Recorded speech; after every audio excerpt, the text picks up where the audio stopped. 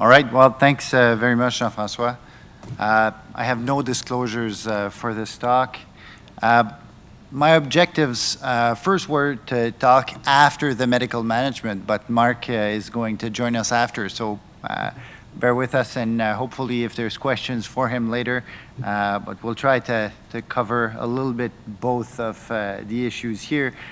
So we'll review identification and early plan for shock, the indications for surgery or mechanical circulatory support, and we'll review the technology and a possible algorithm for patient strategy. So here's an old slide that you've all seen a number of times, and I'd like to bring your opinion to this kind of annual mortality in patients with severe class 4 NYHA heart failure. Basically, in cardiogenic shock, this is the kind of outcomes we can have in the next hour, in the next day, or in the next week. So those are markedly sicker patients than our usual chronic heart failure patients. And this is a slide from the ICU literature. It's not really connected to what we do in cardiology or cardiac surgery, but one thing's pretty interesting. So if you look here, this is the mortality on the y-axis, and on the x-axis is the time between the onset of hypotension and the start of antibiotics for a patient with septic shock. There is a 7% mortality absolute per hour delay before the antibiotics. So it just showed that this is a disease shock that is multi-system, and every hour without addressing the cause leads to more mortality. And I think that in cardiology and cardiogenic shock, we have probably similar numbers. So what are our options in a patient facing this pathology? Well, medical management, of course. Surgical management, I'll come back to it, and then there's short-term support. Why do we do short-term support? Well, sometimes it's to support an intervention, being either PCI or another transcatheter strategy. Sometimes it's also waiting that we see if the patient has multiple organ dysfunction and see if they will recover, and then it can be as a bridge to another type of long-term device. So when we look at the 2010 AHA statement for heart failure syndromes, it says here that cardiogenic shock is rare and less than 5% ED presentation, so we're all happy with that. And then on the next Friday, we're on call, and that's our 5% G.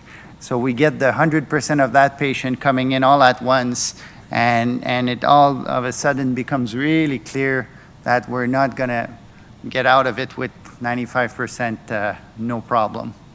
So this is what they suggest. So target, improve cardiac function and therapy, inotropes, mechanical support, and corrective surgery. That's very reassuring. However, it's still pretty complex. So corrective surgery, there's a couple syndromes we can address in the operating room and end up with reasonable outcomes. We need to identify them first. So echo is really useful in that setting, and we can't miss those diagnoses. If the patient has a shocky look, we need to do that echo and look for those reversible causes that needs tailored therapy. So VSD, ventricular septal defect, pap muscle rupture, left ventricular rupture, and acute PE, which is not a real cardiologic problem, but they behave the same way. They have high venous pressure, they have low cardiac output syndrome, and you can find it on your initial echo. Then this is the post-infarct VSD. The original series here is from David from Toronto, and they had 14% mortality in those patients, and several subsequent series published mortalities between 15 and 50%. And probably those numbers are not necessarily because the technique was inadequate. It's probably more because the patients were taken earlier or later in the process of shock with 1, 2, 3, or 4 organ failures. So the objectives for that surgery is to open the infarct. This is the interventricular groove here. So we open the anterior wall. There's the VSD. And we'll sew a patch to exclude the VSD. And you can see on the right bottom, this is now part of the functional right ventricle, and the left ventricle is isolated. So this is the only way to get suture in solid muscle and to get reasonable outcomes. And a few years back, our group published this algorithm having a possible alternative approach with transcatheter devices in distal VSDs or in patients with advanced shock. And we were able to have, in patients with a relatively small VSD that was possible to be done by an Amplatzer, we sent those patients for this type of therapy. And if they had a very large VSD, we went directly to the OR, and we were able to have 30 to 40% mortality in the surgical and transcatheter group. But those patients flipped in the other group all the time. Sometimes there was a residual VSD after the patch, and they went for a subsequent Amplatzer, and sometimes they had that Amplatzer that just reduced the shunt, allowed the patient to heal all the organs to recover and go for a definitive operative repair later on. So that's an example of a good heart team approach for this complex diagnosis. LV rupture, unless the patient has already multiple organ failure, we should probably avoid playing with medical management for a long time for those patients. They should all go to the OR. Similar for any LV pseudoaneurysm that has some hemodynamic instability. They're unpredictable. They can rupture at all times. And if they do outside of an OR, it's unfortunately not something that we can treat really effectively.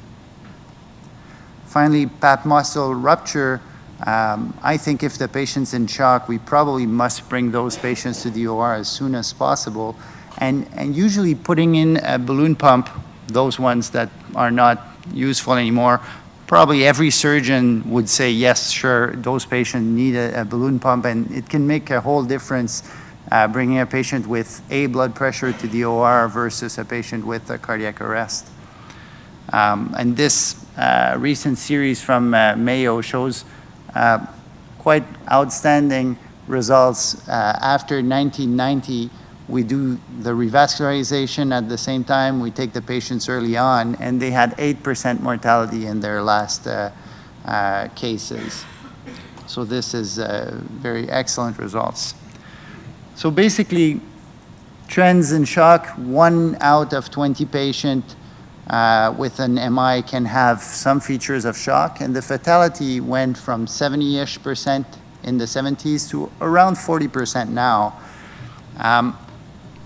But basically, it depends on how sick the patient is. The diagnosis is a continuum, and if you have a number of vasopressors and inotropes, your outcomes will be worse.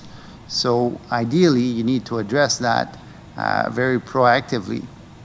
So this is the Intermax grading system for long-term VADs.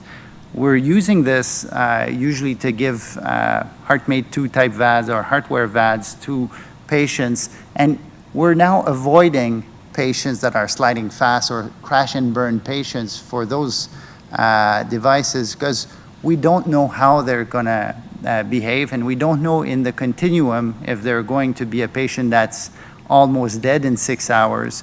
So we're avoiding those patients. And the group from Toronto, I'll skip this, the group from Toronto showed that they had much better survival in Intermax 3 and 4 patients, so patients that are stable on inotropes, comparing to patients that are crash and burn or unstable on inotropes.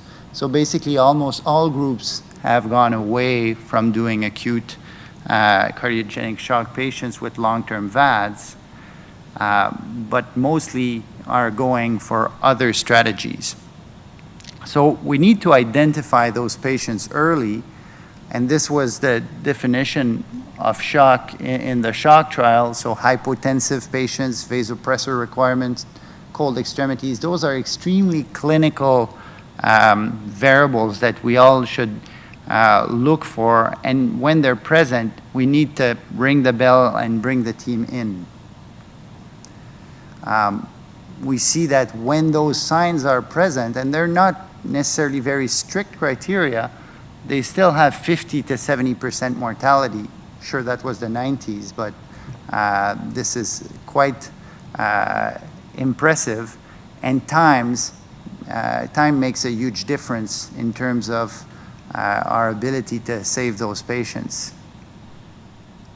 So first key message is that cardiogenic shock is a time-dependent diagnosis, and the treatment needs to be adjusted and figured out early in the process. We need to recognize the patient that is at risk of shock or in shock early on so that we can build a plan, and we have to build the plan together so that we can adjust if the patient deteriorates. Now, what technology do we have if the patient does deteriorate or if the patient has a diagnosis of shock? Well, there's a number of devices. You all know the balloon pump, the Impella. Chris nicely showed us a very elegant case.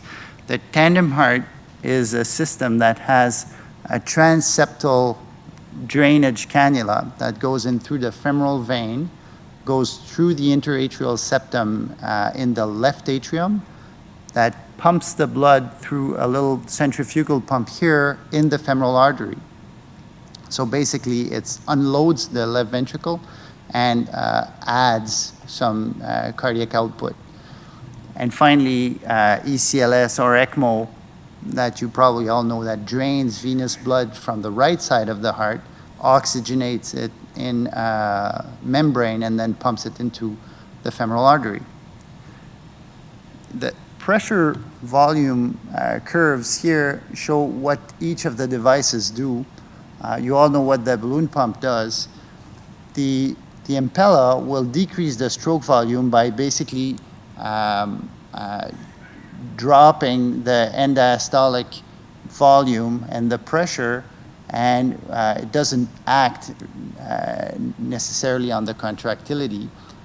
So the stroke volume will be decreased, or the work will be decreased with significant improvement in cardiac output. Here, if you look at the tandem heart, you will decrease also the end-diastolic volume, so the stroke volume will be decreased, but the total cardiac output, again, is better. And the last one here is ECMO.